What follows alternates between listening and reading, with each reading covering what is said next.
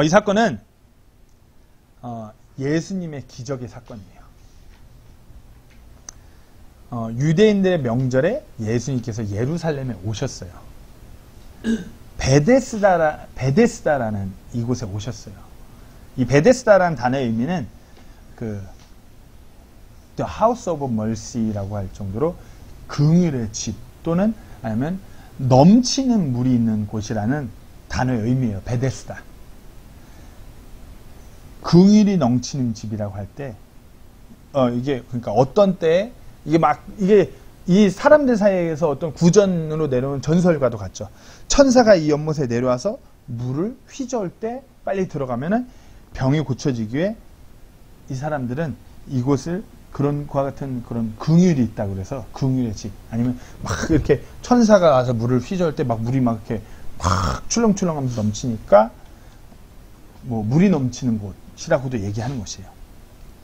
뭐 이스라엘 그 사해하고 요 예루살렘 주변에 유황온천이 또 꽤 있어요. 유명한 유황온천들이. 그래서 뭐 지질학자들은 로마가 지배하면서 이 예루살렘의 성전 이런 것들 다 확 폐허로 만들기 전에 이곳에 뭐 유황온천, 엄청난 유황온천이 있지 않았겠냐라고도 그렇게 얘기할 정도로 사람들 사이에서 그런 같은 구전은 어쨌든 그냥 전설인 거죠. 구전. 뭐 그렇다더라. 카더라 통신인 거죠. 한마디로. 근데 이곳에 38년 동안 알 수 없는 병약함을 지니고 있는 이 사람이 누워있다고 오늘 말씀하고 있죠. 긍휼의 집이라고 불리우는 이 장소가 어찌 보면 이 사람한테는 긍휼이 없는 집이라고 성경 말씀은 지금 말씀하고 있는 것이에요. 누가 이 물이 출렁이기 시작할 때, 막 휘젓기 시작할 때 나를 들어다가 저 연못에 넣어주기만 하면 나를 온전하게 만들 수 있는데, 나 온전하게 될 수 있는데 그 어느 누구도 38년이라는 긴 시간 동안 단 한 사람도 나를 그렇게 긍휼하게 봐주지 않은 그곳이 바로 이 사람한테는 베데스다예요. 긍휼이 넘쳐야 하는 그곳. 사람들의 그 사랑이 어떤 그런 같은 불쌍히 여김이 넘쳐야 하는 그곳이 이 사람에게는 전혀 그런 것이 없이 매일 하루하루를 수십 년을 그렇게 보내고 있는 곳이에요. 물이 이제는 어찌 보면 물이 막 사람들이 야 저 베데스다 연못이 또 출렁여 천사가 와서 휘졌나봐 이런 소리가 들릴 때마다 이 사람은 막 그 안에 쓴뿌리가 넘칠지도 몰라요. 또 사람들 달려가겠네. 나는 또 그걸 그저 쳐다보고 있겠네. 몸만 온전치 않은 것이 아니야. 몸만 병약한 것이 아니야. 어찌 보면 이 병약한 자의 마음마저도 너무나 온전치 못한 것을 볼 수 있는 것이에요. 오늘 이 본문의 이 시점에 어느 누구도 그 수십 년의 38년의 세월 동안 긍휼히 여겨주지 않는 이 병약한 자에게 그분이 다가오셨어요. 예수님께서 이 자를 긍휼히 여기셔서 이 자에게 다가와서 물으신 거예요. 네가 온전하게 되고자 하느냐. 우리 삶을 살펴보세요. 우리의 상태는 멀쩡해 보여요. 건강해요. 지금 여기에 모인 우리 어느 누군가의 세상에서 막 그렇게 불쌍히 여길 만한 어떤 그런 장애를 갖고 있는 사람은 그 어느 누구도 없어요. 제가 좀 장애가 제일 심한 것 같아요. 고도비만의 장애? 언어의 장애? 병약한 상태에 겉모습으로 멀쩡하지만 우리 속 안을 들여다본다면 우리 속은 모두가 동일하게 온전하지 않은 불온전한 상태의 모습이에요. 영적으로 너무나 병약한 상태에 놓여있는 우리를 발견하게 돼요. 어찌 보면은 우리에게 무엇보다도 긍휼이 너무나 필요해요. 하지만 우리의 삶을 돌아보는데 그 긍휼이 너무나 메말른 척박한 삶을 살아가고 있는 것 같아요. 그러면서 그런 척박하고 메말른 이 병약한 자의 상황과도 같이 긍휼이 필요한데 긍휼이 없어요. 때문에 낙심하고 주저앉은 그와 같은 삶으로 하루하루를 보내고 있지는 않은가요? 긍휼이 필요해요. 은혜가 필요해요. 진정 우리의 삶이, 내 삶이 온전해지기를 소망해요. 그런 우리에게 지금 오늘도 우리 주님께서 이 병약한 자에게 물으셨듯이 동일하게 묻는 것이에요. 네가 온전하게 되고자 하느냐? 왜? 아무도 나를 긍휼히 여기지 않는다 할지언정 내 삶이 긍휼이 없어 메마르고 척박한 그와 같은 광야에서 누워있는 삶으로, 낙심된 삶으로, 주저앉은 삶으로 살아가는 것 같지만 우리 주님은, 우리 예수님은 이 병든 자에게 와서 유일하게 긍휼히 여겨주셨던 것처럼 우리를 긍휼히 여기사 우리를 온전하게 하고자 하시는 분이 바로 우리 주 예수 그리스도이신 것이에요. 네가 온전하게 되고자 하느냐? 이 물음에 우리는 어떻게 대답해야 될까요? 어떻게 반응해야만 우리가 온전하게 될 수 있을까요? 오늘 이 물음에 우리가 어떻게 반응해야 되는지 그것에 대해 한번 나눠보려고 합니다. 첫 번째로 우리의 그 온전하지 못한 그 상태를 살펴봐야 하는 것입니다. 오늘 본문 5절에서 6절을 다시 한번 읽겠습니다. 거기에 38년 동안 병약함을 지닌 어떤 사람이 있더라. 예수님께서 그가 누운 것을 보실 때 그가 이제 그런 상태로 오랫동안 있은 줄 아시고 그에게 이르시되 네가 온전하게 되고자 하느냐 하시니. 이 병약한 사람은 38년이라는 시간 동안 이 불온전한 상태로 그저 계속 그렇게 누워서 나는 왜? 남들은 왜 아무도 날 도와주지 않는 거야? 안에 쓴뿌리만 캐고가면서 이 38년이라는 세월을 계속 보냈어요. 생각해 보세요. 이 상태로 38일도 아니에요. 38주도 아니에요. 38개월도 아니에요. 38년이에요. 38년. 어찌 보면 자신의 삶의 38년이라고 하면 거의 모든 세월을 다 허비했다고 볼 수 있어요. 그렇잖아요. 지금 우리 삶에서 38년이라고 그러면은 정훈 사장님 빼고는 38년이 다 채우지도 못했고 여기 두 분은 저는 거의 모든 세월이에요. 정훈 사장님도 38년을 빼면은 그렇게 삶의 여유분이 많이 있지 않을 정도로 어찌 보면 너무나 긴 시간이에요. 자신의 그 병약함을 해결하기 위해서 이 사람은 모든 재산을 탕진했을 수도 있어요. 모든 인간관계를 다 해서 어떻게 해보려고 노력했을지도 몰라요. 하지만 성경에서 하나님의 말씀은 지금 이 병약함으로 인해서 이 자는 지금 거동도 할 수 없은 채 누워있다라고 우리에게 알려주고 있는 것이에요. 자신의 몸을 마음대로 가눌 수조차 없고 이 수십여 년, 38년의 시간 동안 계속 이 병약함을 가지고 자신 마음 안에 쓴뿌리를 가지고 누워있는 것을 보게 되는 것이에요.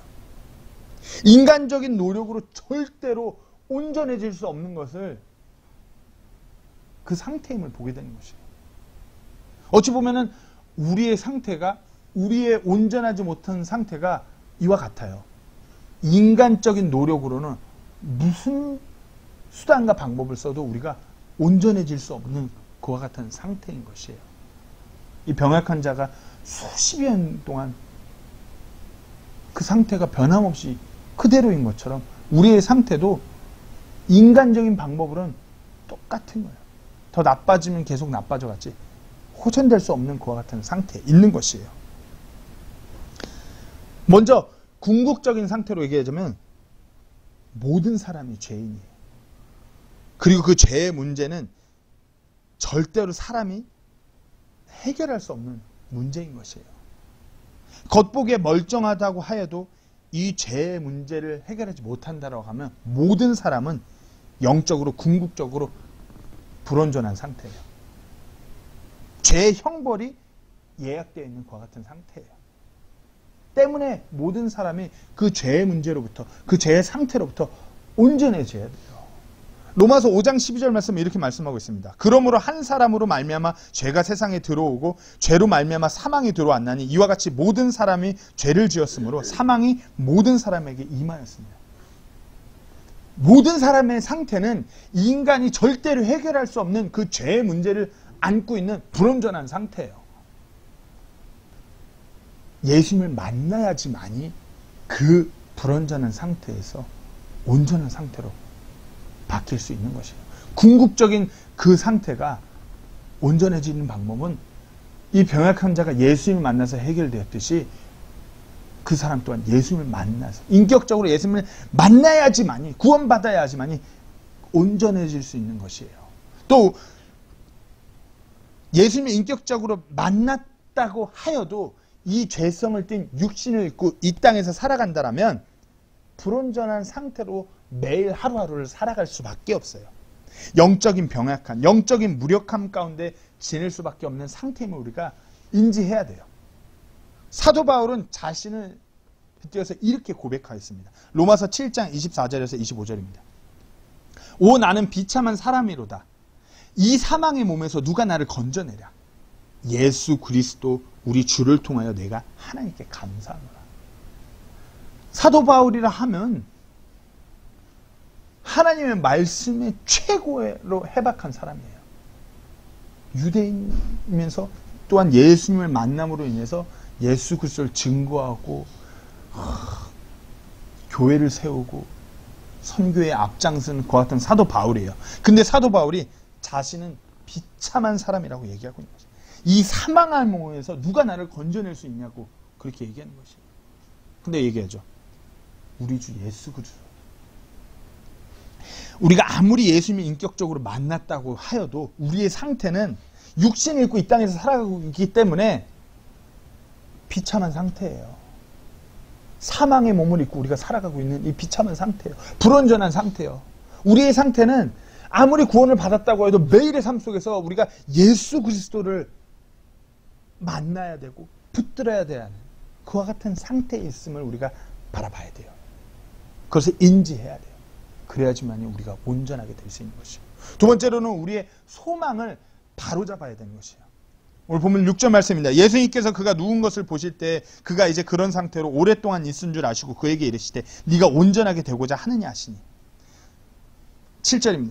그 허약한 사람이 그분께 대답하여 선생님이여 물을 휘저을 때 나를 연못에 넣어주는 사람이 없어 내가 가는 동안 다른 사람이 나보다 먼저 내려가나이다 하매. 예수님께서 이 병약한 사람에게 물으셨죠. 네가 온전하게 되고자 하느냐.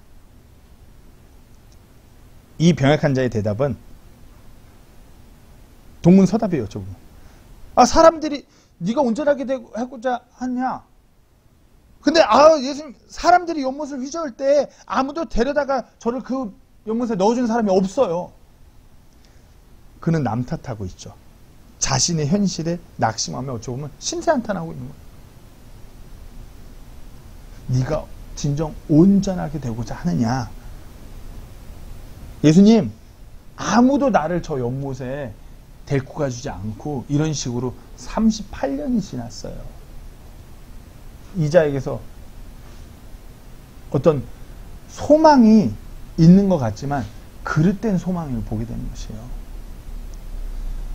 어찌 보면 근본적으로 무엇을 소망하고 있느냐가 놀라운 변화를 가져올 수 있음에도 불구하고 이자는 그 소망이 지금 틀어진 것이에요. 자신이 온전하게 된 것을 소망하는 것이 아니라 저 물에 들어가는 것을 소망하고 있는 이자의 모습을 발견하게 돼요. 자신이 온전하게 된 것을 소망해야 되는데 수십 년의 세월이 지나면서 지금 이자의 소망은 저 물에 가장 빨리 들어가는 것. 저 물까지 누군가 나를 데려가 주는 것. 이게 지금 소망으로 바뀌어 있는 것이에요. 한번 생각해 보세요. 38년의 세월 동안 이자가 저 연못에 가서 저 연못에 진짜 사람들이 몸을 담궈서 놀라운 기적을 경험하는 것을 실제로 목격했을까요? 못했어요. 이제는 병약해갖고 거동이 힘든 수십여 년을 누워있는 사람이에요. 그저 어떤 사람들의 인간적인 소문을 듣고 우리식으로 얘기하면 카더라 통신이죠. 그걸 듣고서 그것이 자식이 자신을 어떻게 해줄 거라고 착각하는 것이에요. 팩트를 듣고서 사실 그대로를 듣고 그것을 접한 것이 아니라 사람들 사이의 소문, 사람들의 이야기를 듣고 믿고 있는 어리석음을 보게 되는 것이에요. 실질적으로 이 연못이 출렁일 때 들어가는 사람들, 이 연못이 막 출렁이기 시작할 때 가장 먼저 들어가는 사람들 대부분 아마 건장한 사람들일 거예요. 그렇잖아요. 건장한 사람들이 어떤 자기의 그런 어떤 무슨 피부병, 습진, 무좀, 아니면 종기난 것, 아니면 뭐 근육통이 있어서, 관절염이 있어서, 그래서 건장한 사람들이 그걸 낳고자 그 물이 출렁인다 싶으면 가장 먼저 달려가서 몸을 담그는 것이에요. 그러고서 나았어요. 충분히 이럴 수 있죠. 제가 말씀드렸죠. 이 지역에는 간열천, 유황온천이 많다라고. 지금도 유황온천이 많아요. 분명히 이때 당시, 예수님 시대 당시에는 정말 그렇게 좋은 유황온천이 있었을 거예요. 그리고 저는 이 베데스다가 그와 같은 간헐천이었다고 생각이 돼요. 때문에 이 온천이 막 또 끌어올려갖고 그런 유황온천이 막 그렇게 막 올라올 때 사람들이 이때 가장 먼저 가서 몸을 담그면은 최고의 그런 유황온천이기 때문에 몸이 그런 게 낫는 거죠. 저도 미국에서 유타에서 생활할 때 그 연로한 목사님이 즐겨 가시는 그 온천이 있었어요. 그 온천이 유타에 있는 것이 아니라 그 옆에 아이다호주에 있었어요. 거기까지 가려면 3시간이 좀 안 걸려요. 3시간이 걸려서 당일치기로 그 온천을 가요. 왜? 온천 유황온천이라 너무 좋은 거예요. 제가 갔을 때 진짜 오른쪽에 습진 심한 게 갔다 먹으면 싹 사라져요. 너무 좋은 거예요. 근육 그런 거. 그만큼 유황온천이 효과 있는 천이에요. 근데 한번 생각해 보세요. 그와 같이 효과가 엄청나게 좋은 온천이라 할지언정 이와 같은 병약함이 있는 사람들을 해결할 수 있을까요? 아니에요. 오늘 본문에 보면은 뭐 눈먼 자, 다리 저는 자, 마비된 자, 막 그런 사람들이 오그라든 자 많이 이 그 베데스다 주변에 누워 있다라고 성경 말씀 얘기하고 있어요. 그러니까 그 간열천은 뭐 구전으로는 뭐 천사들이 와서 휘저을 때 가서 몸을 넣으면 낫는다고 하는데 그게 사실이 아닌 거예요. 그런 잘못된 사람들의 이야기를 듣고서 그것을 잘못되게 소망하고 수십 년을 누워있는 이 불쌍한 병약한 자에게 예수님께서 오셔서 이 사람을 불쌍히 여기셔갖고 진정 이 사람에게 있어서 이곳을 베데스다로 긍휼의 집으로 만들어주시는 것이에요. 그와 같은 기적을 예수님께서 이 사람을 긍휼히 여기셔서 베푸신 것이에요. 우리가 너무나 많은 사람들이 믿음이 있건 없건 이와 같이 잘못된 소망을 가지고 불온전한 상태를 방치하면서 삶을 살아가는 경우를 거듭 보게 돼요. 마치 진짜 하나님 안에서 그분 뜻대로 자신의 삶이 이끌려가기를 소망하기보다는 인간적인 그 무언가, 인간적인 탐욕을 품고 그것을 소망하며 그것이 온전하게 되는 것인 줄 착각하며 살아가는 사람들을 거듭 발견하게 돼요. 예를 들면은 뭐 주님 안에서 좋은 배우자가 되고자 하는 소망을 가져요. 나 진짜 정말 성경이 말하는 그와 같이 그런 건강한 남편이 될 거야. 소망을 하죠. 근데 세상은 얘기해요. 좋은 남편 되려면 그래도 경제적으로 돈이 많고 너 결혼하려면 키 3개 있어야지. 집 키, 차 키, 나머지 하나 키는 뭔가 모르겠네. 하여튼 몇 개 키가 있어야지. 그러면서 그걸 위해 자신도 모르는 사이에 그게 좋은 남편이 되는 거라고 착각하면서 열심히 달려. 그러면서 하나님한테도 제가 지금 하고 있는 이 사회생활에서 승진 빨리 하고 또 이렇게 할 수 있도록 해주세요. 이걸 소망하면서 그러면 어느 순간 내가 좋은 남편이 되기, 좋은 배우자가 되기 위해서 나아가는 게 아니라 어느 순간 돈을 바라보면서 달려가고 소망하고 있는 어리석음을 발견하게 돼요. 그러니까 어떻게 돼요? 장가는 안 가고 계속 좋은 배우자가 되기 위해서. 그러면서 이미 좋은 배우자가 되는 것을 소망하면서 좋은 배우자가 되지 못한 채로 수십 년을 보내는 많은 사람들을 보게 돼요. 그렇잖아요. 좋은 배우자가 되려면 결혼을 해야지. 근데 좋은 배우자가 되기 위해서 준비가 돼야 돼. 그 준비 과정을 위해서 수십여 년을 보내요. 안타까운 모습이에요. 물론 진짜 막 그렇게 준비되기 위해서 그런 사람도 극소수가 있겠죠. 하지만 대부분의 많은 사람들이 그러다 보니까 건강하고 영적으로 육적으로 건강할 때 일찍 결혼을 해서 가정을 꾸려갖고 건강한 가정으로 건강한 배우자로 이게 아니라 이제 나이가 막 그래서 막 빨리빨리 그냥 결혼해도 해야지 이런 식이 돼버린 안타까운 거죠.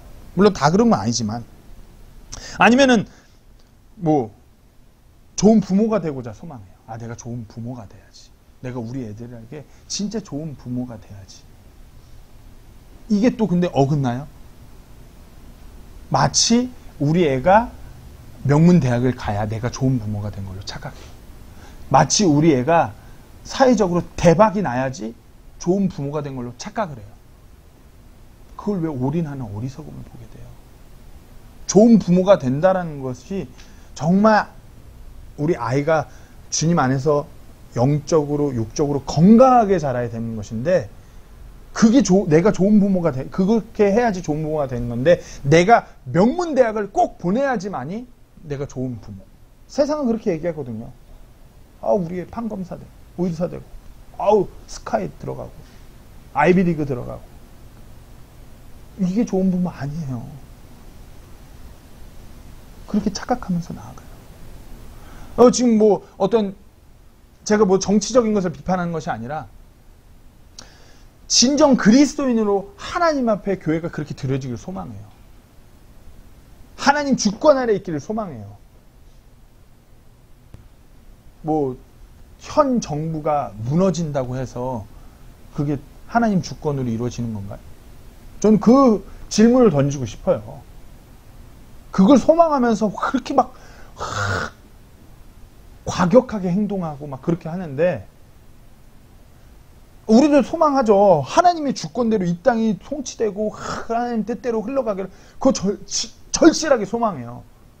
근데 마치 그 분들 중에 누군가는 몇몇 분들은 하나님 뜻대로 된 것을 소망하는 것이 아니라 현 정부가 무너지는 것을 소망하고 있는 거예요. 잘못된 거 아닌가요? 어긋난 소망이에요.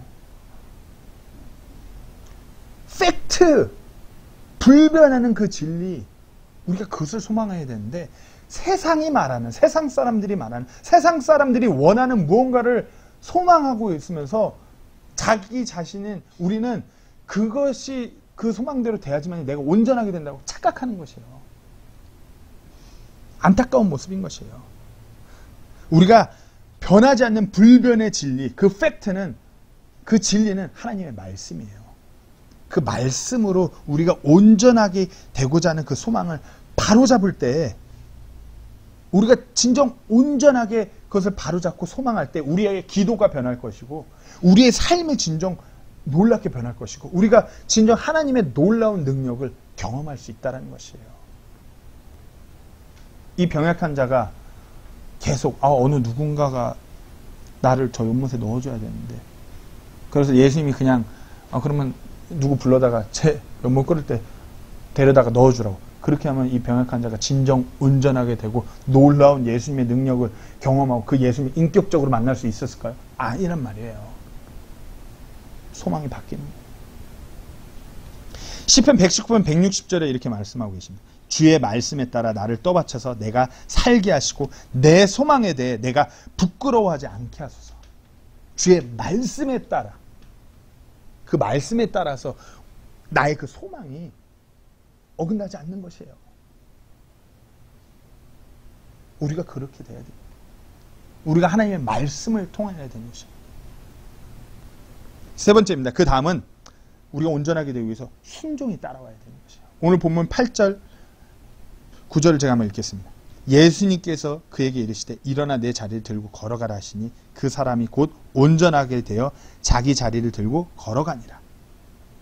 예수님께서 말씀하시고 우리가 순서적으로 보면 예수님께서 말씀하셨어요. 그리고 기적은 일어났어요. 그런데 그 기적을 경험하기 위해서는 순종이 따라와야 되는 것이에요. 오늘 본문 말씀은 예수님이 말씀하셨을 때 곧 온전하게 되었어요. immediately. 온전하게 되었다고 본문 말씀은 분명하게 말씀하고 있어요. 근데 그러고 나서 뭐죠? 온전하게 되어 자기 자리를 들고 걸어가는. 즉 다시 말해서 이 사람이 예수님 말씀하셔갖고 온전하게 되었는데 그 말씀에 반응해서 자기 자리를 들고서 걸어가지 못하였다면은 그 온전하게 된 능력을 알지 못한 채 그냥 계속 누워있는 상태로 갈 수도 있었던 것이에요. 우리가 이와 같이 온전하게 되기 위해서는 우리 삶에 순종이 따라와야 돼요. 그 순종은 어떤 삶이냐? 첫 번째로 즉각적인 순종. 하나님께서 우리에게, 예수님께서 그런 말씀을 우리를 찌르실 때 우리가 즉각적으로 반응해야 되는 것이에요. 나중에 상황이 좀 풀리면, 제 상황이 좀 여유가 되면 이렇게 순종한, 이게 아니라 즉각적으로 말씀이 나를 찌를 때 반응해야 되는 것이에요. 또한 즉각적으로, 그리고 이해할 수 없지만 순종해야 돼요. 내 머리로 이해가 안 돼요. 하지만 순종해야 되는 거죠. 지금 이 병약 환자 똑같아요. 38년 동안 내가 누워있었는데 갑자기 일어나라고. 이 사람은 지금 자기가 온전하게 된지 몰라요. 예수님은 그냥 말씀하셨거든. 네 자리를 들고 가라고. 이해할 수 없죠. 내가 38년 동안 누워있었는데 갑자기 오시더니 뭐 나보고 들고 일어나서 가래. 뭐야? 근데 이 자는 이해할 수 없지만 순종했어요. 그리고 또한 힘들지만 고되지만 순종해야 되는 것이에요. 자리를 들고 일어났어요. 38년 동안 누워있었던 그 자리예요. 자신이 가장 어찌 보면 컴포터블, 정말 안정되게 누릴 수 있는 그 자리예요. 수십 년간. 그렇잖아요. 근데 그걸 갑자기 들고 일어나래요. 그것을 뜨래요. 되게 고될 수 있는 것이에요. 되게 힘들 수 있는 것이에요. 하지만 순종했어요. 또한 그 순종은 때때로 비판받을 수 있는 순종인 것이에요. 자, 보시면은 안식일이라고 말하고 있어요. 오늘 성경 말씀은 본문에. 예수님께서 네 자리를 들고 일어나 가라. 근데 유대인들에게 있어서 안식일은 이와 같이 자신의 자리를 들고 일어나요. 자신 주변 정리를 하고 들고 무언가를 물건을 들고 옮기는 일이 그 유대인들이 전통적으로 주는 그 율법의 말씀인 율법 지침서인 미시나에서 39개의 금지령 중 하나예요. 안식일에 무언가를 옮기는 것. 율법을 어기는 금지된 일을 하는 행위예요. 때문에 알죠. 성전 앞에서 누워있는데 이런 미시드라나 뭐 유대인들이 지켜야 되는 그런 율법 빠삭히 알고 있는 사람이에요. 수십 년을 성전 앞에 누워있었어요. 안식일날 그러면 안 된다는 거 알아요. 그럼에도 불구하고 정말 사람들한테 손가락질 받을 수 있음에도 불구하고 이 병약한 자는 순종한 것이에요. 그와 같은 순종을 필요로 한다는 것이에요. 오늘 본문 9절, 10절, 11절에서는 다시 한번 읽겠습니다. 그 사람이 곧 온전하게 되어 자기 자리를 들고 걸어가니라. 바로 그날은 안식일. 그렇죠? 안식일. 그 자리를 들고 걸어가요. 안식일에. 그래서 어떻게 되죠? 그러므로 유대인들이 병 나은 사람에게 이르되 오늘은 안식일이니 네가 네 자리를 나르는 것은 율법에 어긋나니라 하네. 그가 그들에게 응답하되 나를 온전하게 하신 분 바로 그분께서 내게 내 자리를 들고 걸어가라 하십니다. 이 병약한 자는 자신이 이렇게 세상 사람들로부터 손가락질 받고 비판받을 것임에도 분명함 알지만 그분의 말씀에 순종한 것이에요. 때때로 우리가 내가 믿고 하나님 말씀에 찔림에 반응해서 순종하는 것에 있어서 세상은 우리를 보고 손가락질 할 수 있어요. 왜 그러냐고. 하지만 우리가 그 말씀에 순종할 때 우리가 온전하게 될 수 있는 것이에요. 저도 그렇게 생각해요. 제가 하나님의 말씀에 하나님께서 주신 부담대로 나아가고자 할 때 많은 분들이 저한테 물으셨어요. 꼭 그렇게 해야겠냐고. 너무 아내한테 무책임한 거 아니냐고. 가장으로서 너무 무책임한 거 아니냐고. 충분히 여유롭고 안정된 삶이 있는데 왜 굳이 꼭 그래야겠냐고 막 사람들이 손가락질 비판하는 사람들 많았어요. 심지어는 미션 컨퍼런스 하는데 그 다른 선교사님이 멕시코 선교사님이 저한테 너 되게 무책임한 거야. 너 너무 대책 없어. 거의 믿음의 용기 아니야. 너 무책임하고 경솔한 거야. 막 이렇게까지 얘기할 정도로 선교사님이 저한테. 하지만 하나님께 순종할 때, 그럼에도 불구하고 순종할 때 놀랍게 하나님께서 일하시는 것을 볼 수 있는 것이죠. 제가 지난주에 바울에 대해 설교했죠. 바울은 어떻게 했죠? 자신에게 나타나신 그 예수의 말씀에 순종했어요. 이해도 안 되고 진정 자신의 삶을 고되게 드리고 자신의 주변 모든 사람들에게 손가락질 받는 그 순종이 분명했지만 바울은 그렇게 순종했어요.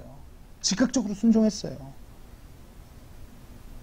하지만 바울의 그 순종을 통하여서 어찌 보면 지금 우리가 그 베네핏을 누리는 거예요. 엄청 위대한 순종이었어요. 바울의 때의 그 위대한 순종, 온전하게 되는 그 같은 놀라운 일을 바울이 경험할 수 없었지언정 우리는 그걸 보고 있잖아요. 하나님은 그걸 보신 것이에요. 하나님은 그렇게 일하신 것이에요. 그 다음으로는 우리가 온전하게 되기 위해서 그분을 확실히 알아야 돼요. 확실히. 이 병약한 자는 온전하게 되었지만 육으로는 온전하게 됐지만 그 안에 내면까지 영적으로 온전하지는 않았어요. 하지만 그분의 말씀을 듣고 진정 그분이 누구신지 확실히 깨달아 알면 되면서 진정 온전하게 된 것이에요. 오늘 본문 12절 말씀부터 14절까지 제가 한번 읽겠습니다. 이에 그들이 그에게 묻되 네가 내 자리를 들고 걸어가라 한 사람이 도대체 누구냐 하며 병고침을 받은 사람은 그분이 누구인지 알지 못하였으니 이는 그곳에 무리가 있었으므로 예수님께서 이미 자리를 옮기셨기 때문이다. 그 뒤에 예수님께서 성전에서 그를 만나 그에게 이르시되 예수님을 다시 이제 성전에 만나고 예수님께서 그에게 말씀하시면서 이 병약한 자는 예수님에 대해서 확실히 깨달아 알게 된 것이에요. 한번 보세요. 근데 그분에 만나갖고 자신을 긍휼히 여겨준 예수님을 통하여서 기적을 경험하고 몸이 나았음에도 불구하고 그분이 진정 누구인지 몰랐어요. 그런 그에게 예수님께서 찾아오신 것이에요. 오늘 본문 말씀을 보면은 그 뒤에 예수님께서 성전에서 그를 만나. 영어로 보면 Jesus findeth him in temple. 예수님이 이 병약한 사람을 성전에서 찾으셨다라고 영어로 보면 그렇게 해석이 되는 것이에요. 우리가 한글로 보면은 아리송한데 영어로 보면은 분명하게 예수님께서 성전 안에서 그자를 찾았다라고 얘기하는 것이에요. 근데 우리가 요 부분을 통해서 두 가지를 생각할 수 있어요. 예수님이 그자를 성전 안에서 찾았다. 예수님께서 친히 이 자를 진정으로 온전하게 하고자 찾아오신 거고 이 병약한 자는 자기가 병고침을 받고 나서 진정 무슨 영문인지 몰랐지만 하나님께 감사하고 하나님을 높이기 위해서 성전 안에 있었다는 것을 볼 수 있는 것이에요. 그런 그자에게 예수님께서 오셔갖고 앞으로 어찌 살아가야 될지에 대해서 말씀하여 주시죠. 즉 다시 말해서 앞으로도 계속 온전한 상태로 나아갈 수 있도록 그 궁극적인 해결책까지 주시는 것이에요. 다시는 죄짓지 말라. 즉 온전하게 살아가기 위한 솔루션까지 주시는 거죠. 그러므로 인해서 이 병약했던 자는 진정 자신의 과거마저도 모두 다 아시고 온전하게 하시는 그 예수님이심을 확신하게 되죠. 예수님 인격적으로 만나게 된 것이에요. 우리가 예수님을 인격적으로 만나서 죄로부터 온전하게 되었다라고 한다면 매 순간 이렇게 병약한 자를 찾아오셨던 것처럼 병이 고쳐진 뒤로 또 찾아오셨던 것처럼 우리가 구원받았다고 해도 계속 우리에게 찾아오시는 예수님이에요. 우리가 그런 그분을 만나서 그분의 음성에 귀를 기울여서 그분이 누구신지를 확실하게 알아야 돼요. 하나님의 말씀을 통해서 진정 우리를 어떻게 사랑하시고 우리를 어떻게 이끄시고 우리가 앞으로 어떻게 나가야 될지 그 모든 것을 이 말씀을 통해서 우리에게 찾아오셔서 말씀하신 그분의 음성에 귀를 기울여야 돼요. 매일의 삶에서 우리가 그분의 말씀을 펴서 그렇게 그분에게 나아가고 기도함으로 그분과 관계하는 것이에요. 그렇게 나아가야 됩니다. 자, 마지막입니다. 우리가 온전하게 되기 위해서는 또한 그분을 증거해야 되는 것이에요. 오늘 보면 14절 15절입니다. 보라 네가 온전하게 되었으니 더 심한 것이 네게 생기지 않도록 다시는 죄짓지 말라 하시매 그 사람이 떠나가서 유대인들에게 자기를 온전하게 하신 분은 예수님이라고 말하니라. 죄짓지 말라고 얘기했어요. 그렇게 말씀하시니까 유대인들에게 가서 자신을 온전하게 하신 분이 바로 이 예수님이라고 증거하는 것이에요. 그는 다시는 죄를 짓지 않는 것이 잘못된 소망을 가지는 것임을 분명히 깨달아 아는 것이에요. 즉 하나님을 온전히 하나님으로 바라보지 않는 것, 하나님을 온전히 소망하지 않는 것이 바로 죄임을 분명히 알았어요. 그리고 그분이 누구이신지 대해 묻는 자들에게 그분에 대해서 정확하게 증거한 것이에요. 자신에게 그렇게 묻는 사람들에게 잘못된 소망을 갖고 그릇되게 세상과 어느 정도 타협하면서 좋은 게 좋은 거 이러면서 상황을 넘기기 이런 것이 아니라 내가 믿는 분에 대해서 확실하게 자신의 믿음을 드러내는 것이에요.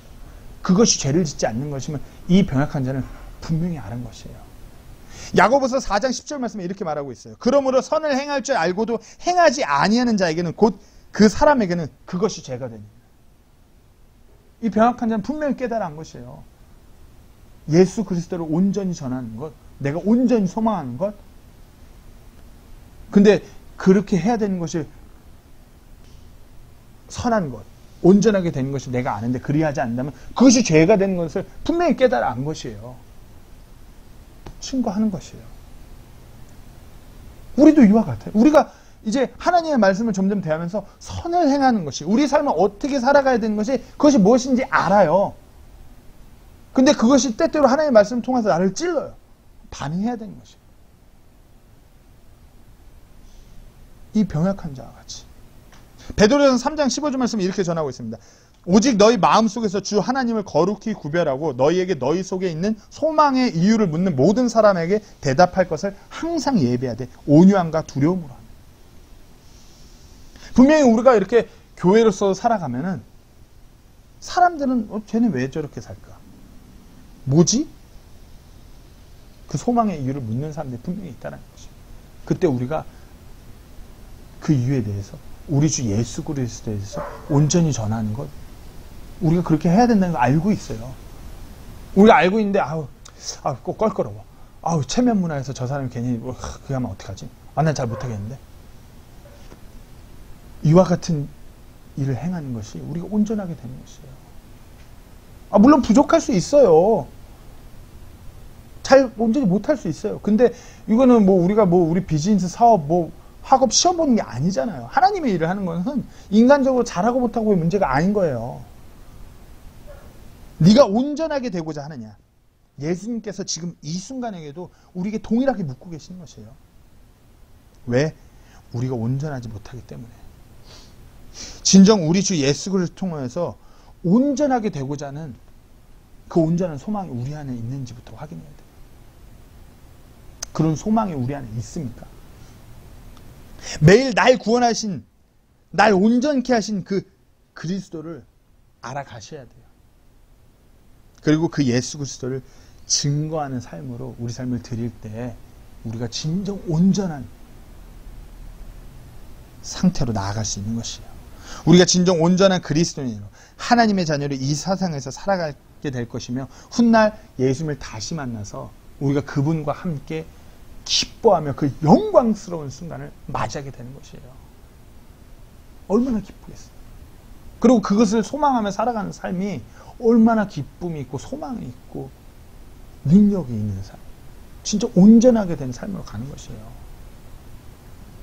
세상의 일로 내가 어찌 될지 한치 앞을 모르며 벌벌 떨면서 그렇게 나아가는 삶이 아니라 하나님을 소망하며 하나님의 일이 이루어지는 것을 소망하며 나를 통해 그 일이, 나를 통해 그 예수님이 그렇게 되는 것, 그를 위해 나아가는 것 얼마나 놀라운 일인가요. 우리가 그와 같이 우리 자신을 들여서 하나님 말씀대로 이렇게 나아감으로 온전하게 되는 우리 모두가 되기를 간절히 소망합니다. 기도하고 마치겠습니다.